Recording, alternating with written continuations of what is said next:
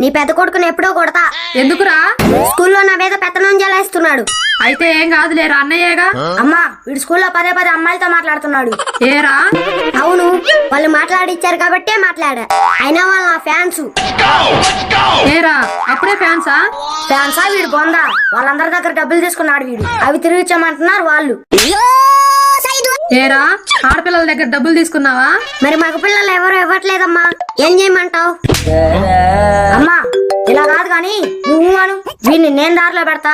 వీడికి దారి నాడటమే సరిగ్గా రాదు, నన్ను దారిలో పెడతాడంట. ఏంట్రా, నా తడాకా చూపించమంటావా? నాకు ఇప్పుడు టైం లేదు, మళ్ళీ వచ్చి చూస్తా. రేయ్ తమ్ముడు అని ఆలోచిస్తున్నా, నేనైతే అస్సలు ఆలోచించను. మరి చూసుకుందామా?